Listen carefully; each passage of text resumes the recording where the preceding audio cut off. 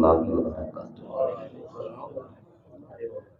اللہ تعالیٰ کے فضل کرم، اس کی رحمت اور عنایت سے آج پھر جمعۃ المبارک کے موقع پہ ہم سارے اکٹھے ہیں۔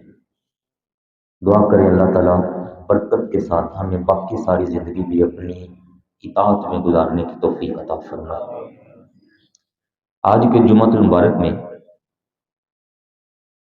قرآن عظیم کے اندر ویسے تو کافی سارے فرامین ہیں، صرف ایک آیت اللہ تعالیٰ کا ارشاد عظیم ہے، سورہ النجم 27واں پارہ، سورہ النجم کی آیت نمبر 3 اور 4، فرمایا وما ينطق عن الهوى، میرے پیارے محبوب نبی اکرم سید الانبیاء والمرسلین خاتم النبیین محمد رسول اللہ صلی اللہ علیہ وآلہ وسلم، فرمایا اللہ تعالیٰ فرماتے ہیں کہ میرے حبیب اپنی مرضی سے کچھ نہیں بولتے۔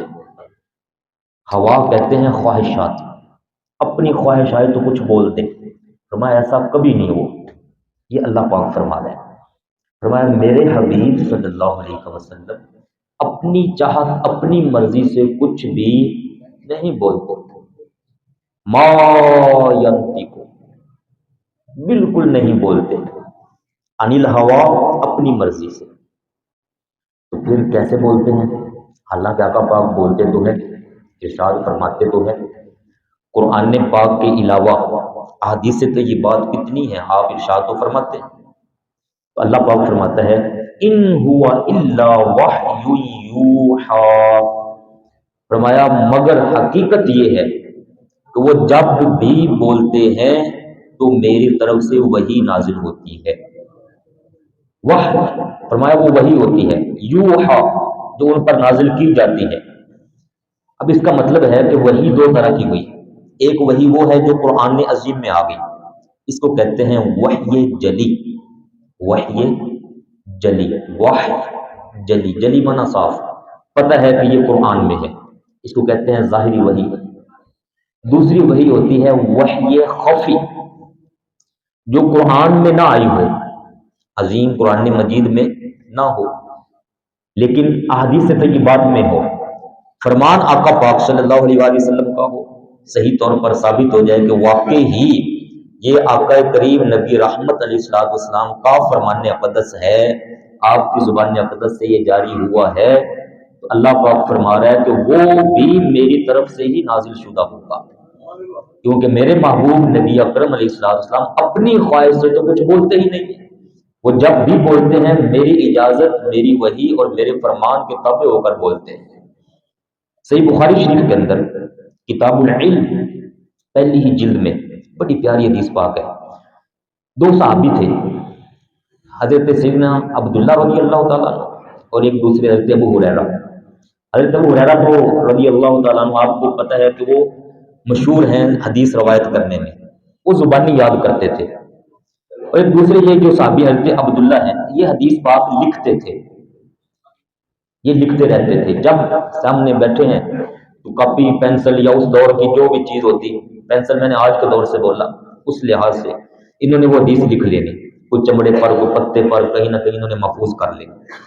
تو دوستوں نے آپس میں کہا یا عبداللہ ہے پیارے بھائی، آپ حدیثیں لکھتے رہتے ہو، ہر بات نہ لکھا کرو، ایسا بھی ہو سکتا ہے کوئی بات ایسی ہو جو آگے پہنچانے والی نہ ہو، آپ لکھ لو، اچھا نہ ہو اس کو آگے پہنچانا۔ تو صحابہ کے مشورے پر انہوں نے لکھنا چھوڑ دیا، ایک لمحہ دو لمحے چند دن دیکھا نا آپ صلی اللہ علیہ وآلہ وسلم جب خطاب فرماتے تھے تو دیکھتے تو تھے آپ کہ میرے پاس یہ بیٹھے ہوئے ہیں کیا کر رہے ہیں، تو انہوں نے لکھنا چھوڑ دیا۔ آپ نے اسپیشلی ان سے فرمایا کہ اے میرے پیارے صحابی تم لکھتے کیوں نہیں ہو، پہلے تو لکھتے تھے اب کیوں چھوڑ گئے؟ تو انہوں نے سارا واقعہ سنایا، حضور یا رسول اللہ صلی اللہ علیہ وسلم میرے دوستوں نے مجھے ڈرا دیا۔ کمال جملہ، کمال جملہ ارشاد فرمایا میرے پیارے صاحب لکھا کرو، کیونکہ آپ نے اشارہ فرمایا اپنی زبان اقدس کی طرف، فرمایا لکھا کرو کیونکہ میری زبان اقدس سے جب بھی نکلتا ہے حق اور سچ ہی نکلتا ہے، کبھی ایسا نہیں ہو سکتا کہ میں غصے میں ہوں، جلال میں ہوں تو پھر بھی میری زبان اقدس سے حق ہی نکلے گا۔ کبھی ایسا نہیں ہو سکتا کہ غصے میں لفظ کوئی اور نکل جائے، میں ایسا نہیں ہو سکتا۔ وہ اور لوگ ہوں گے جو غصے میں اپنے آپ سے باہر ہو جاتے ہیں، پھر کہتے ہیں میں کہہ رہا ہوں کچھ اور چاہ رہا تھا، یہ کیا نکل گیا، میں غصے میں تھا۔ فرمایا میں اللہ کا نبی ہوں، میں رسول ہوں اللہ پاک کا، عام بندے جیسا مجھے مت سمجھنا، میں جب بھی بولتا ہوں ہمیشہ حق اور سچ بولتا ہوں، لکھا کرو۔ انہوں نے اگلے موقع پر پھر لکھنا شروع فرما دیا۔ اللہ پاک فرما رہے ہیں میرے حبیب صلی اللہ علیہ وسلم جب بھی ارشاد فرماتے ہیں تو میری اجازت اور میری وحی سے ارشاد فرماتے ہیں، فرمان سے ہی ثابت ہونا چاہیے۔ واقعی یہ حدیث میں آیا تو وہ آقا پاک کی طرف سے آیا تو اس کا مطلب اللہ پاک کی طرف سے وحی نازل ہوئی۔ اس فرمان کے تابع یہ میں نے تھوڑی سی تمہیدی گفتگو آپ بھائیوں کو سنائی۔ یہ چند ایک فرامین ہیں، 15 فرامین ہیں یہاں پر میرے سامنے، جو بغیر تشریح کے میں آپ بھائیوں کو سنانا چاہتا ہوں۔ ترمذی شریف کے اندر بھی اور مسند امام احمد بن حنبل کے اندر بھی، اور کمال کے یہ فرامین ہیں۔ ان کو وصیتیں بھی کہہ سکتے ہیں، نصیحتیں بھی کہہ سکتے ہیں، امت کے لیے تحفہ بھی کہہ سکتے ہیں، دونوں بالکل کتابوں کے اندر موجود ہیں۔ ایک جو پہلے میں ابھی سنانے لگا ہوں، اس کے راوی ہیں حضرت سیدنا ابو ہریرہ رضی اللہ تعالیٰ، اور یہ نسخہ ہے سب سے زیادہ، سب سے بڑا عبادت گزار بننے کا۔ کوئی بندہ ساری ساری رات عبادت کرتا رہے، سارا سارا دن عبادت کرتا رہے اور کہے کہ میں جی سب سے بڑا عبادت گزار ہوں، نہیں۔ آقا پاک صلی اللہ علیہ وآلہ وسلم نے سب سے بڑا عبادت گزار اس کو قرار دیا، اور اس کے لیے جو بنیاد ہوتی ہے نا، ہر بلڈنگ کی، ہر عمارت کی بنیاد ہوتی ہے، سب سے بڑا عبادت گزار بننے کی بنیاد اس کو قرار دیا۔ سنیے گا، اور فرماتے ہیں کہ یہ حدیث پاک مجھے بیان کرنے کے لیے پتہ ہے آقا پاک صلی اللہ علیہ وسلم نے انداز کیا بنایا تھا؟ ایسے محفل لگی ہوئی تھی تو فرمایا کہ او میرے پیارے صحابہ کرام علی کا رضوان، تم میں سے کوئی ایسا ہے، کوئی ایسا تم میں سے جو مجھ سے چند کلمات لے لے، میرے فرامین، چند فرامین وہ خود لے لے اور اس پر عمل شروع کر دے، یا کسی ایسے کو بتائے جو ان پر عمل کرنے والا ہو۔ حضرت ابو ہریرہ فرماتے ہیں کہ بجائے اس کے کہ کسی کو میں دیکھتا میں نے فوری ہاتھ کھڑا کر دیا، یا رسول اللہ صلی اللہ علیہ وسلم، آنا یا رسول اللہ، میں ہوں، آپ وہ کلمات مجھے عطا فرما دیں۔ اہتمام دیکھیے، پہلے آپ صلی اللہ علیہ وسلم سوچ بنا رہے ہیں ان کلمات کو مجھ سے کون لے گا؟ خود عمل کرے یا عمل کے ساتھ کسی ایسے کو بتائے جو ان پر عمل کرے۔ آنا یا رسول اللہ صلی اللہ علیہ وسلم۔ فرمایا سنو پھر، واہ، آگے ایک اور جملہ بڑا کمال کا، کیا شان ہے۔ فرمایا جب میں نے کہا نا آنا یا رسول اللہ صلی اللہ علیہ وسلم، تو پھر حضور علیہ الصلوۃ والسلام نے میرے ہاتھ سے پکڑ دیا۔ آقا پاک نے، حضرت ابو ہریرہ فرماتے ہیں آقا پاک صلی اللہ علیہ وسلم نے میرے ہاتھ سے پکڑ لیا اور اپنے ہاتھ میں میرا ہاتھ لے لیا، میرا ہاتھ اپنے ہاتھ میں قابو کر لیا، اور اب اس انداز میں آپ مجھے سکھا رہے ہیں۔ فرمایا سنو پہلا جملہ، کیا شان ہے حضرت ابو ہریرہ رضی اللہ تعالیٰ عنہ کی۔ فرمایا پہلی بات، اتق المحارم تکن اعبد الناس، حرام چیزوں سے اپنے آپ کو بچا لو، سب سے بڑے عبادت گزار بن جاؤ گے۔ حرام سے بچا لو، حرام سے بچا لو۔ آپ بھائیوں کے ذہن میں ہوگا، میں نے چند دن قبل ایک حدیث پاک سنائی تھی، لمبی حدیث پاک تھی، مفلس کون، غریب کون، مسلم شریف کی حدیث پاک تھی۔ اس میں کیا بتایا تھا آقا پاک صلی اللہ علیہ وسلم نے؟ ایک بندہ آئے گا جس کے پاس نمازیں ہوں گی، ایک بندہ ہوگا جس کے پاس روزے بھی ہوں گے، صدقے بھی ہوں گے، حجیں بھی ہوں گی، یہ جو عبادات ہیں اس طرح کی اس نے کی ہوئی ہوں گی، لیکن اس نے کیا کیا ہوگا؟ کسی کو پر ہاتھ اٹھایا ہوگا، کسی کو گالی دی ہوگی، کسی کو تھپڑ مارا ہوگا، کسی کا قتل کیا ہوگا، کسی پر تہمت لگائی ہوگی۔ حشر والے دن جب بدلہ لینے کے لیے لوگ آئیں گے تو سب کچھ اپنا وہ عبادتیں، نمازیں، زکاتیں، حجیں، سب کچھ ان کو دے بیٹھے گا اس کے گناہ پورے نہیں ہو رہے ہوں گے، برابری نہیں ہو رہی ہوگی، بدلہ نہیں ہو رہا ہوگا، لوگوں کے گناہ اپنے اوپر لیے جائیں گے۔ ایک طرف نماز ہے لیکن دوسری طرف لوگوں کو گالیاں ہیں، ادھر نماز ہے ادھر لوگوں کو گالیاں نکال رہا ہے، تو نماز اس کی برباد ہو رہی ہے گالیوں کی وجہ سے۔ ایک طرف روزے رکھ رہا ہے، دوسری طرف لوگوں کو گالیاں نکال رہا ہے، تہمتیں لگا رہا ہے لوگوں پر، حرام کام نہیں چھوڑ رہا۔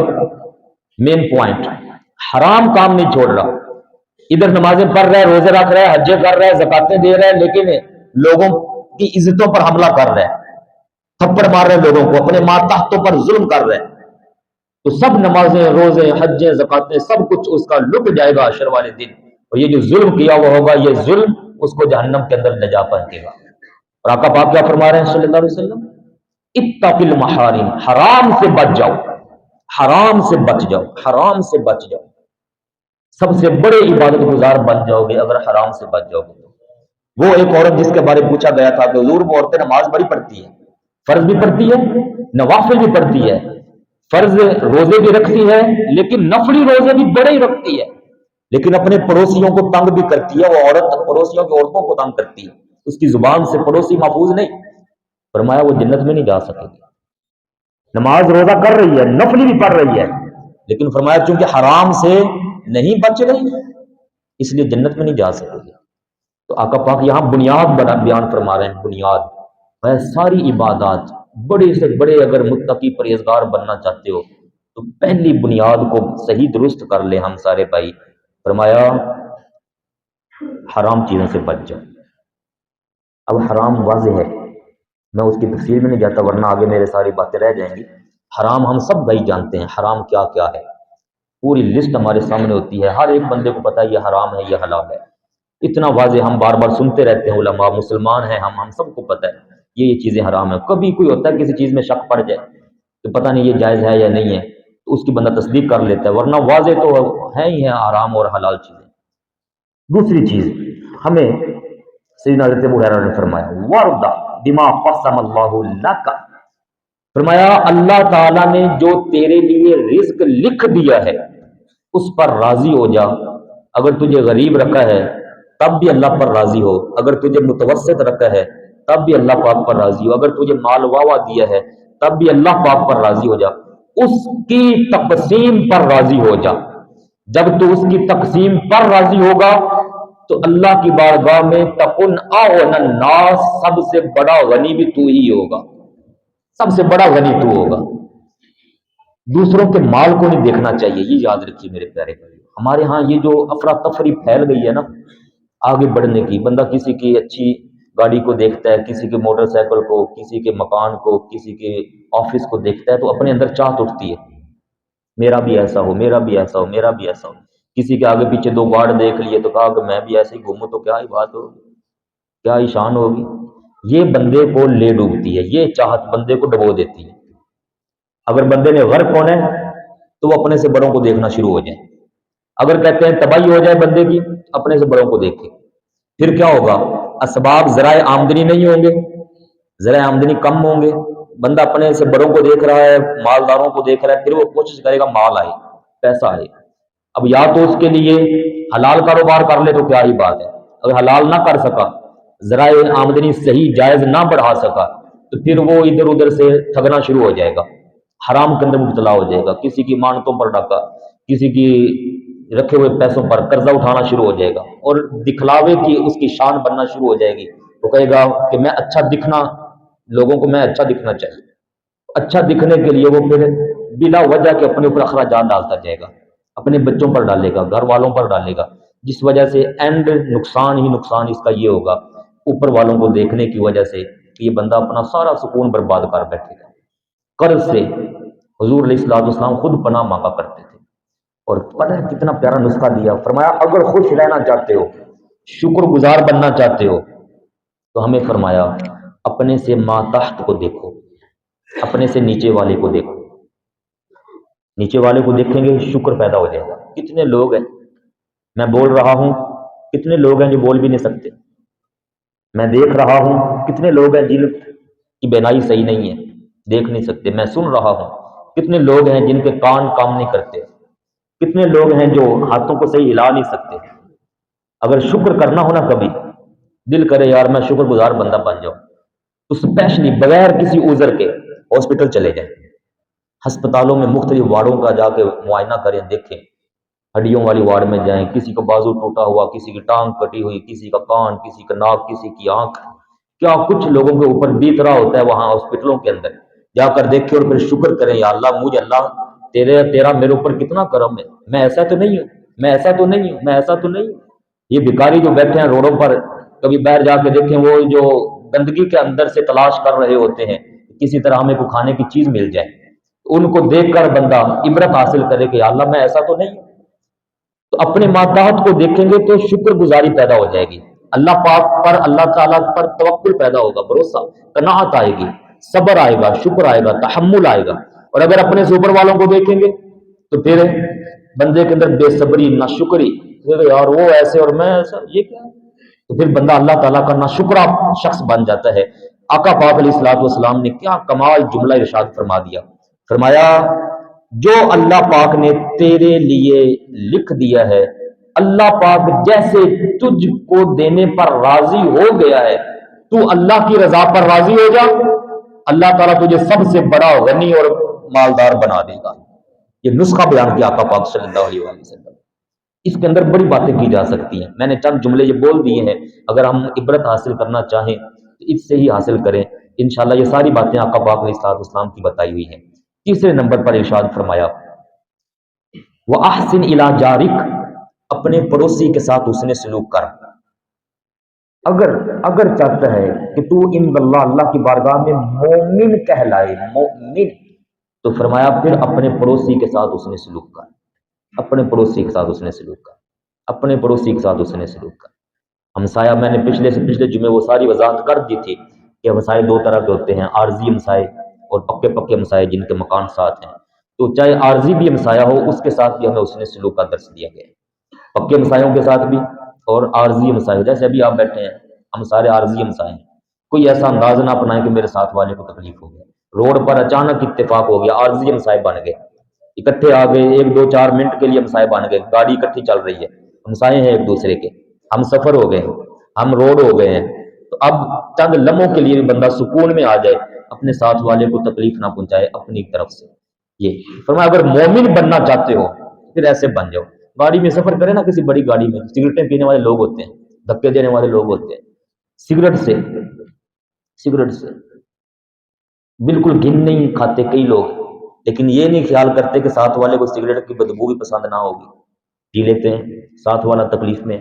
کئی ایسے ہیں وہ فلمیں ڈرامے لگا رہے ہوتے ہیں گاڑیوں کے اندر سفر کرنے کے اندر، اپنے موبائلوں میں چلا رہے ہیں، آواز اونچی چھوڑی ہوئی ہے، پڑوسی کا دھیان نہیں کر رہا، گانے اوپر چلائے ہوئے ہیں، فلمیں چلا رہے ہیں گھر کے اندر اور ساتھ والا پریشان ہو رہا ہے۔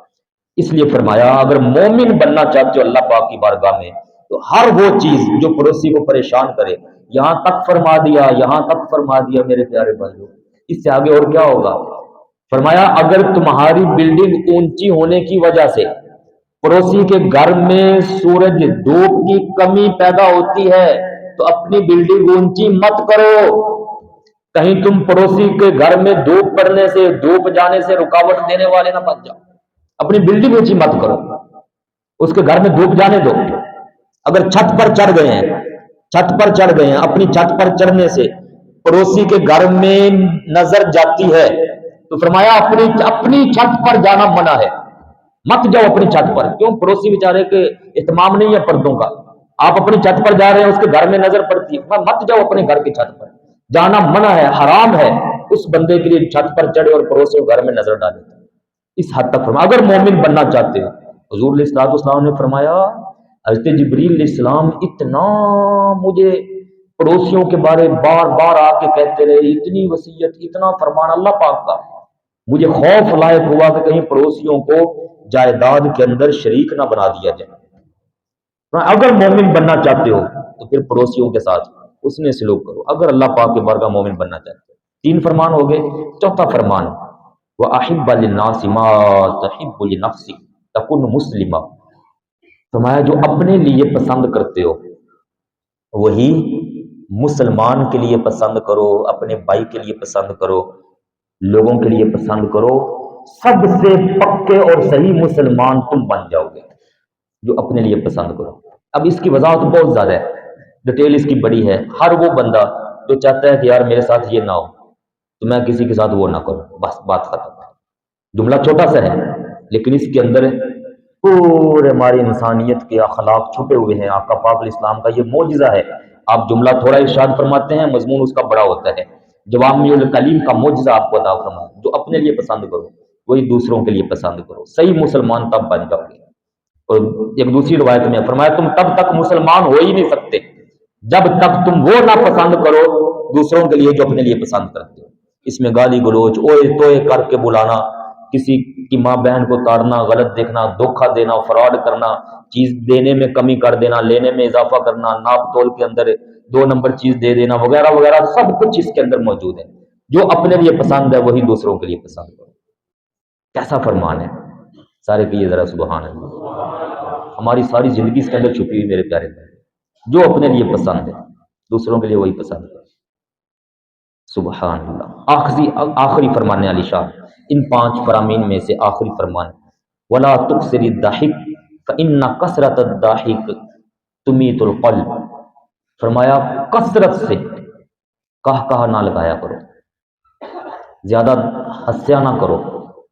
ایک ہے تبسم، مسکراہٹ، اتنی سی بس۔ ضاحک کہتے ہیں ایسی آواز نکالنا جو دوسروں تک بھی پہنچ جائے۔ فرمایا ایسی آواز کے ساتھ ہنسنا جو دوسروں تک بھی پہنچ جائے، ایسا کثیر تعداد میں، اکثر ایسا نہ کہ کبھی کبھار کوئی ہو جائے تو خیر ہے، وہ اکثر ایسا نہ کیا کرو، کیونکہ اس انداز میں ہنسنا یہ دل کو مردہ کر دیتا ہے۔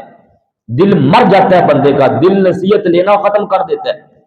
مردہ بندہ دل مردہ ہو جائے تو نصیحت قبول نہیں کرتا۔ اللہ پاک نے قرآن عظیم کے اندر کافروں کو مردہ قرار دیا ہے، زندہ کافر جو سامنے گھومتے پھرتے تھے، اللہ پاک نے فرمایا یہ مردے ہیں، مردے، ان کے کان بھی نہیں کام کرتے، ان کی آنکھیں بھی کام نہیں کرتی، میرے حبیب کو سامنے دیکھتے ہیں، میرے حبیب کے معجزات سامنے دیکھتے ہیں، میری عنایات دیکھتے ہیں، میری نعمتیں دیکھتے ہیں، پھر بھی یہ سارے مردے ہیں، ان کے کان کام نہیں کر رہے۔ کیا ان کے ایسے کان ہیں جن سے یہ سنتے ہو؟ ان کی ایسی آنکھیں ہیں جن سے یہ دیکھ سکتے ہو؟ ان کے ایسے دل ہیں جن سے یہ نصیحت حاصل کر سکتے ہو؟ میں سب مردے ہیں یہ۔ تو ایسے مردہ زندہ کو قرار دیا جاتا ہے جو بندہ نصیحت حاصل نہ کر سکے۔ تو فرمایا کثرت سے ہنسا نہ کرو، کہا نہ لگایا کرو، اس سے خطرناک بیماری لاحق ہوتی ہے، دل بندے کا مردہ ہو جاتا ہے۔ یہ میں نے 5 فرامین آپ کو سنائے، ابھی 10 باقی تھے، ٹائم ہمارا چونکہ شارٹ ہے، اس لیے میرے پیارے بھائیوں ہمیں چاہیے، اللہ پاک نے فرمایا، میں نے پہلی آیت سنائی، میرے حبیب جو بھی فرماتے ہیں اللہ پاک فرماتا ہے وہ میری اجازت سے فرماتے ہیں، میری طرف سے وحی ہوتی ہے تب فرماتے ہیں۔ اور میں نے یہ فرامین آپ بھائیوں کو سنائے۔